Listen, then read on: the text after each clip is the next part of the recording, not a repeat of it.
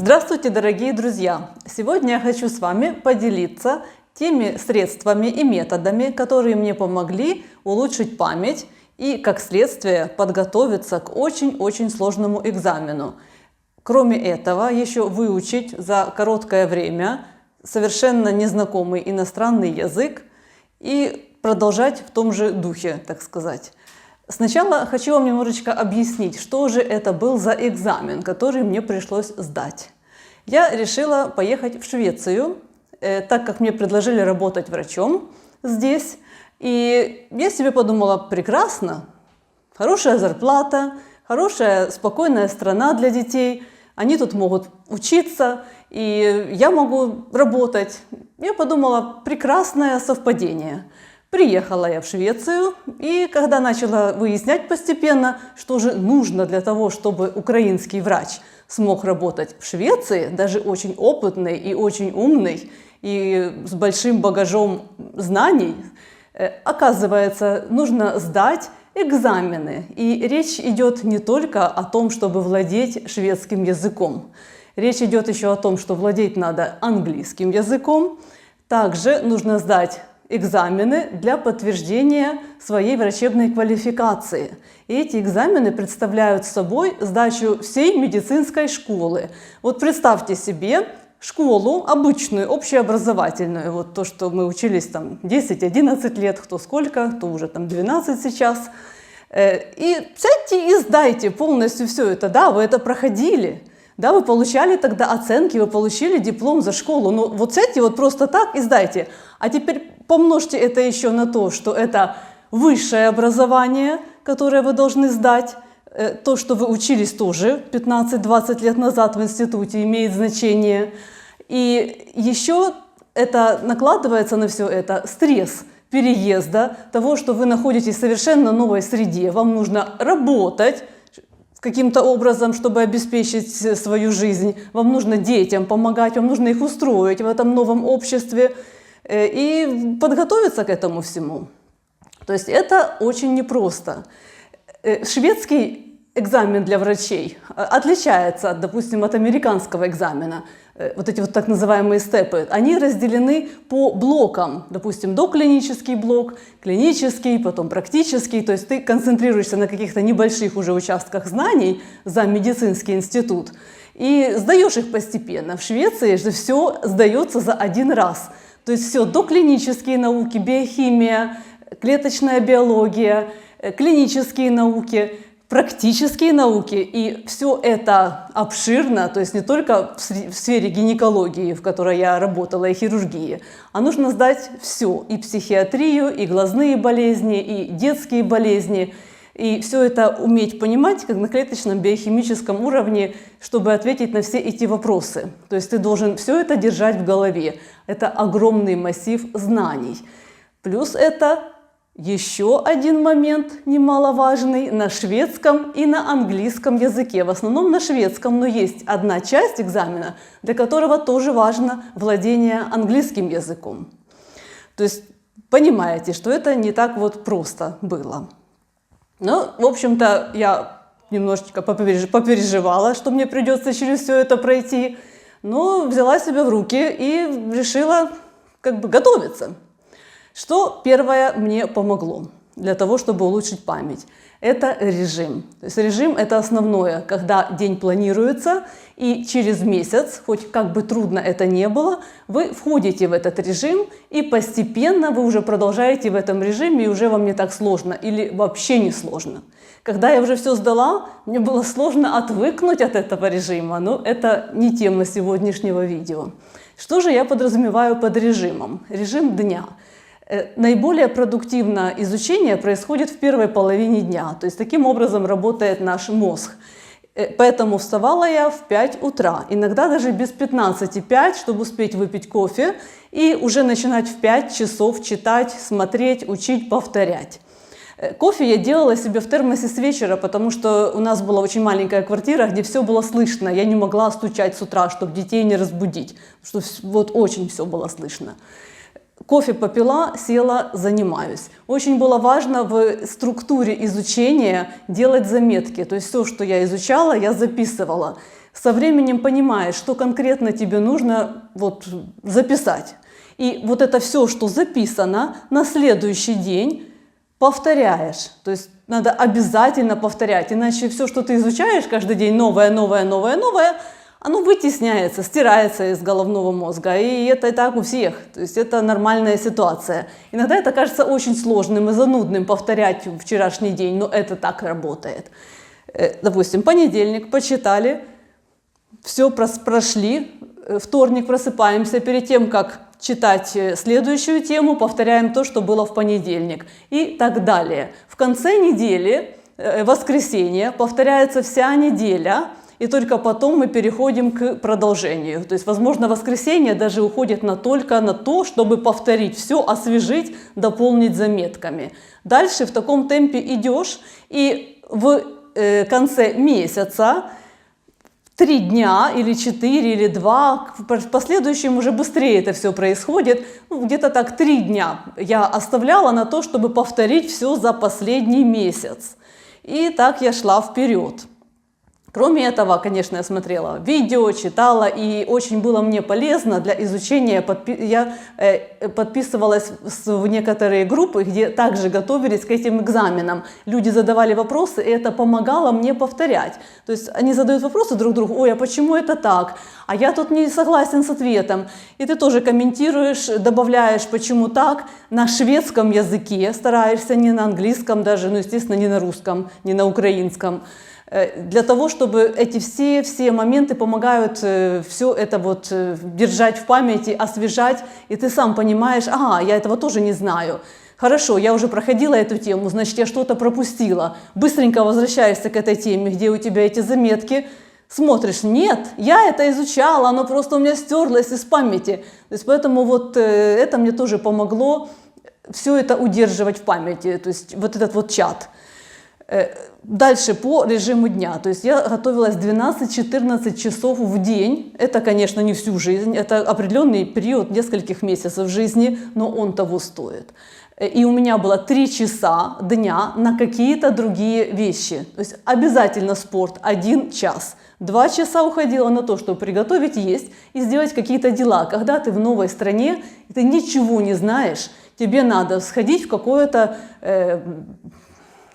организацию, тебе надо пойти в школу, тебе надо сесть с детьми, что-то поговорить, обсудить, поговорить с родителями или с кем-то из знакомых, позвонить. То есть вот эти вещи у меня занимали 2 часа строго, не больше. Иногда бывали моменты, что-то, какой-то форс-мажор, но это больше исключение из практики, чем практика. То есть 3 часа, куда входит спортивная нагрузка, 1 час, какие-то приготовления пищи, уборка дома иногда, но это все было очень-очень спланировано, без каких-то излишеств, чтобы просто вот все было, и чтобы было чисто. Вот, ну и вот как бы с детьми обязательно надо было заниматься. Вот, то есть это потом, как бы, еще какая ситуация, что мне еще помогло? То есть день, когда длинный, и ты начинаешь, вот сидишь, читаешь, начинаешь засыпать среди дня. Эта проблема, я думаю, что она приходит немножечко с возрастом. То есть раньше я не замечала, что я могу вот читать и засыпать среди дня. Сейчас это происходило. Что я делала? То есть я в 12 часов перекусывала, какой-то у меня был обед, и я на 15 минут ставила себе будильник и ложилась с закрытыми глазами. Иногда я засыпала, иногда нет. Просто расслабляешься, закрываешь шторы, чтобы было темно, и просыпаешься по будильнику, опять начинаешь, выпил кофе и пошел дальше, вперед занимаешься. И ощущение было, как будто у тебя не 1 день, а 2 дня. Вот. И как-то это психологически для мозга было комфортнее, то есть он не так уставал, мне кажется. И другой лайфхак, так сказать, как не засыпать, когда ты готовишься среди дня, это сделать какую-то физическую нагрузку определенную, допустим, попрыгать, то есть вот таким вот образом попрыгать, буквально, ну вот, минуту попрыгать, или поотжиматься, минуту, все, ты просыпаешься, чтобы не постоянно это все стимулировать кофе. Кофе было тоже ограничено, то есть до 5 чашек в день, если я могла позволить, но старалась 3, не больше. Алкоголь в это время был полностью исключен, то есть он тормозит все-таки работу мозга, от него потом хуже заснуть, Ну и вообще алкоголь, я себе считала таким вот образом, то есть алкоголь какое-то мне представляет для меня удовольствие, но я себе решила так, я его убираю, когда я все сдам, тогда я его смогу опять вернуть, вот, ну, понятно, что в умеренных количествах, никто не говорит о каком-то там отпивании или binge-drinking. Что еще я убрала, кроме алкоголя? Полностью удалила все социальные сети, Facebook, LinkedIn, Instagram, все, что может быть, оставила только Telegram и WhatsApp. Заблокировала в этих всех чатах особенно назойливых собеседников, но при этом я им написала, конечно, чтобы они не волновались, что я буду не на связи, вернусь через там 3, 4, 5 месяцев или там через 2 месяца, смотря кто там и как вы это все можете себе позволить, или просто ничего не писать, если это вам человек не родной.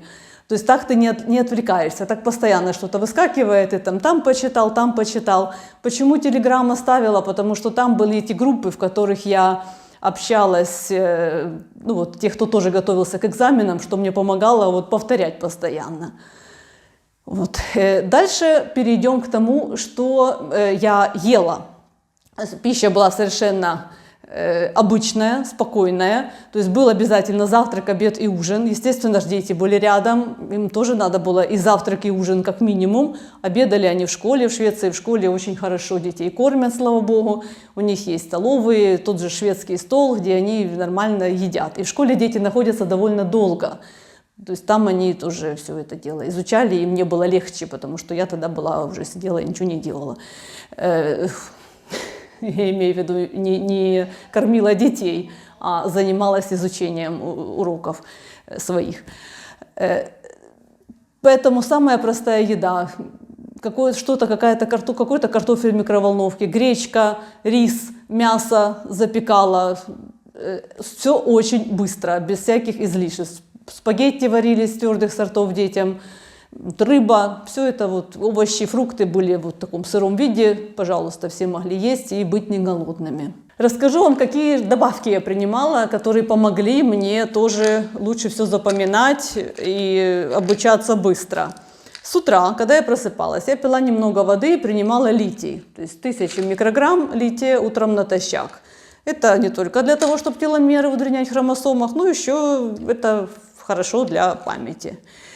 Далее, после завтрака или после обеда, то есть индивидуально, как мне это вот уже получалось, я принимала вот такой НАК с глицином. То есть этот НАК – это такая пудра, которую нужно разбавлять в воде.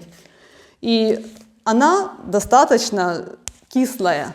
То есть поэтому натощак это совершенно не годится пить. То есть надо поесть, чтобы это выпить. Я брала 1 мерную ложечку, то есть можно почитать инструкции, сколько можно. То есть, в принципе, мы дадим ссылки на все видео, почему конкретно эти добавки, как они работают. Вы можете, если захотите, подробнее ознакомиться с механизмом действия и всякими моментами другими.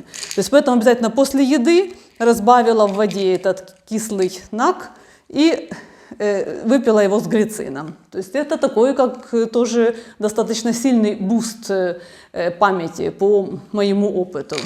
И еще я принимала цинк. Цинк я принимала вечером. То есть цинк 25 миллиграмм. Я его, если вот эти все литий, глицин с НАКом я принимала 6 месяцев без перерыва, то цинк я принимала месяц прием, месяц перерыв и дальше так месяц прием, месяц перерыв. Еще один интересный лайфхак, как улучшить память, это аромалампа. Не в лампе дело, что она светит, то есть ее можно не включать как освещение.